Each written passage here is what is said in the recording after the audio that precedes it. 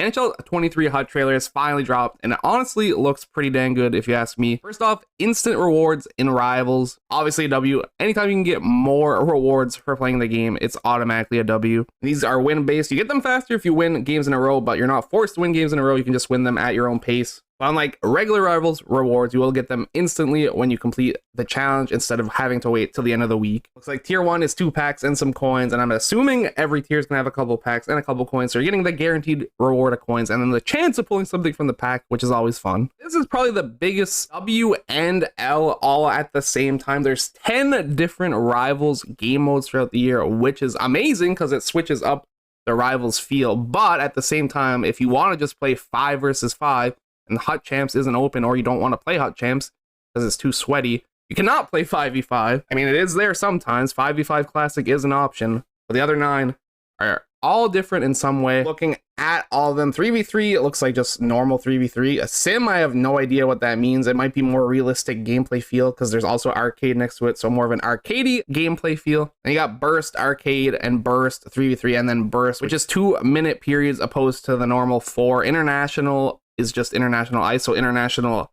ice regular with nothing on it must be 5v5, and then the 3v3, and then the sim, which I'm assuming, like I said, is more like realistic gameplay, and then obviously ending it with classic. So big win because it will make Rivals feel different every week, but big L because you can't choose to just play 5 versus 5 whenever you want. And then they also gave out the first 4 Rivals, so we're going to start with Burst, then go to Arcade, and then 3v3, and then the Classic 5. So you have to wait till November 8th to actually play like 5v5 4-minute periods Rivals, so it's kind of crazy when you think about it. Another big change, Champs is starting on Wednesdays instead of on Thursday, so you're getting an extra day. I think you still only play 20 games. You're just getting an extra day to finish them, which no one's going to complain about that, I'm sure. And if you want to play 5v5 exclusively, this is the mode for you. It's obviously going to be more sweaty if you don't take it too seriously and you just want to play 5v5. This is the mode for you. Another big change, max skill rating difference, because you can choose if you want to play against someone only 50 skill rating away from you, so it's actually an even matchup, or you can choose 250 rating, I think is the max. So either playing someone 250 ratings worse or 250 ratings better. I think for the most balanced gaming experience, you want to go on 50, the lowest option. Should be mashing into someone your skill level all the time, which is a big problem with gaming nowadays. You play one game, you do good, you're having a great time, and then the next game, you get curb stomped all over the place. Prime example, Call of Duty. Skill-based matchmaking, not doing that series any favors, but that's not what we're talking about today. I think this is also a big W. You're probably going to hear me say big W a lot, because I honestly think a lot of this is alumni. I love it. Rick Nash, Power Up Icon, John LeClaire, Brad Richards, and the Henrik, I almost said the Henrik Sedin twins, the Sedin twins, Daniel Sedin and Henrik Sedin. Obviously, big changes. You get to upgrade them throughout the year. And then this is also really cool. The animation is green now. Love it. Another thing, you just seen the Edmonton Gretzky. Now there's New York Rangers Gretzky. I think there's also an LA Kings Gretzky. So it's like FIFA. I'm 99% sure it works like FIFA because they have 3 different versions of the same icon. They have start, then middle, and then like peak, like prime, their best performance. So if you pull Edmonton Wayne Gretzky, it's going to be way better than New York Rangers Wayne Gretzky. I don't know if they're doing that with every icon, but they're doing it with a decent amount, which is cool. And then obviously women's hockey being at it, also really cool. X Factor animation, pretty cool. I like that, like right there. That's dope. I'm sorry, I love it. I do like that they boosted the speed of the women cards up because a lot of them, like 99% of them, are way too short for like the meta if you want to make a sweaty team. So giving them a speed boost would make someone who's kind of like try hard sweating the game actually feel like trying them because their size is so small, and we all know that in HUT size does matter. This is another massive change. I don't 100% know how it works, but basically from what I'm understanding, so first of all, looks like the 3 like better icons that aren't Gretzky or Lemieux are Howe, Messier, and Richard. So if you get all of them, you can trade them in for a Gretzky or Lemieux. That's what I'm understanding. You like work your way up. So you start with the 82s or 83 icons, you trade them up to an 83 or an 84 or whatever, and you keep going all the way, and you can work your way to getting Gretzky or Lemieux, which is way more accessible than either having to pull him or buy him for over 1 million coins. Team builders basically work the same as last year, except they lowered the overalls by 1 for the starters. So last year you got a 90. You made 85s, trade them to a 90. This year you're making 84s, trade them into an 89. Fedor Tootin made this whole trailer the biggest W of all time. I know he's probably going to be the worst one just because I'm going to make him regardless. That Adam Foote was a god. I'm hoping that Fedor Tootin is this year's Adam Foote, because that would make me very happy. Spotlight cards look amazing. The card art's amazing. The stats look amazing, especially for day one. Jared McCann, probably one of the better ones. David Pasternak.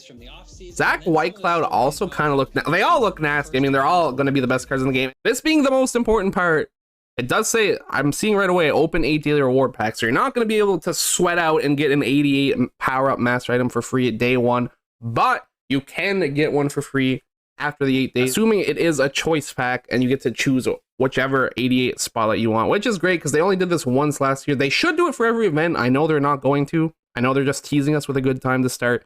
But if they do, this is probably the biggest change to HUT in a very long time, because you need to be able to play the game to earn the card that you want without feeling forced to grind your heart out, because this is probably a decent grind, but you're not going to have to play every single day forever or be spend money, which is just not happening for me personally. I do not plan on spending money, and I bet you don't want to either, because no one wants to do such a thing. It doesn't say choice pack though. I'm just saying you might get a random one, which would be interesting. I'm assuming it is going to be a choice pack. Also seems like they're really going towards guaranteed rewards, because I just realized the sets, I didn't even realize this when I watched it the first time, if I'm going to be honest. I think I was too high on Fedor Tootin. Exchange 482s, 4 and 83, so they're trying to work as much guaranteed bunny ears rewards as they can, which is something they have to do. They're going to slowly work into the right direction. We're not into MLB The Show territory just yet, but it's obviously getting better. And I think, without playing it, I think that this is a big W. I know not everyone's going to agree. Everyone has their own opinion. I'm sticking with mine. Looks like a W. It looks like fun. At the end of the day, the gameplay is going to decide it, because that is the most important part. But in terms of stuff to do and getting cards, it definitely looks like an improvement. Final thing that I actually missed, centermen have a face-off, a minimum rating, so you won't see a center with 65 face-offs or something ridiculous like that anymore. Those days are gone. They literally made winger cards that looked better on center than some center. That's done, which is a good thing. So now you won't feel as guilty for playing Malkin at center. 79 face-off still isn't great, but it's way better than what he had last year. At the end of the day, this is all just my opinion. What do you guys think? Let me know down below. WLN means you don't care. You're just neutral on the whole thing.